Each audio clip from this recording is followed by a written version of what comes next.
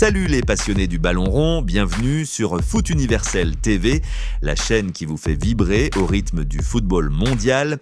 24 heures sur 24 et 7 jours sur 7, imaginez des lions de l'Atlas rugissants, des aigles de Carthage invincibles, des pharaons éternels et des fennecs triomphants. L'Afrique n'est plus une outsider, c'est une puissance qui griffe le trône du foot. Aujourd'hui, on plonge au cœur de l'actualité brûlante. La 9e journée des éliminatoires pour la Coupe du Monde 2026 s'est achevée ce vendredi. Et boum, 2 nouvelles nations africaines viennent de valider leur ticket pour le grand rendez-vous aux États-Unis, au Canada et au Mexique.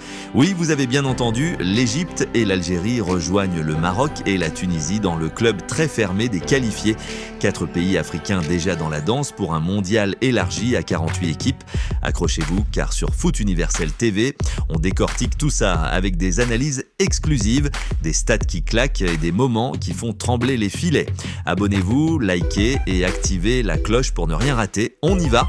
Commençons par le contexte, parce que chez Foot Universel TV, on adore poser les bases pour que vous saisissiez l'ampleur de l'événement.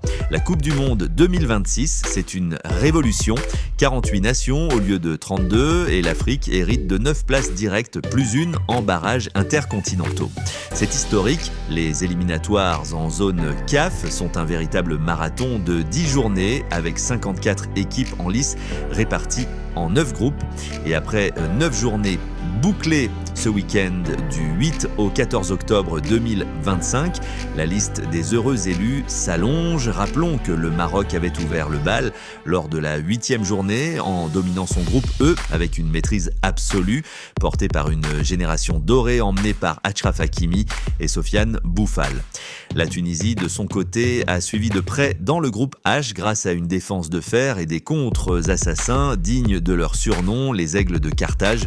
Mais ce vendredi, l'Afrique a tremblé de joie avec 2 qualifications express qui sentent de bon la revanche et l'ambition. D'abord, parlons des pharaons d'Égypte. Dans le groupe A, les hommes de Rui Vitória savaient que tout se jouait face à Djibouti, un adversaire modeste mais accrocheur, besoin d'une victoire pour sceller le sort. L'Égypte n'a pas fait dans la dentelle, 3-0 en déplacement, un score net et sans bavure. Et qui pour porter ce triomphe ? Mohamed Salah, le roi d'Égypte, bien sûr. L'ailier de Liverpool a signé un doublé magistral, un premier but d'une frappe enroulée qui a fait chanter le Caire entier et un second sur penalty, froid comme un désert nocturne. À 33 ans, Mo Salah n'est pas seulement un buteur, c'est un leader qui porte son pays sur ses épaules. Avec 7 buts en 8 matchs d'éliminatoire, il est déjà le meilleur marqueur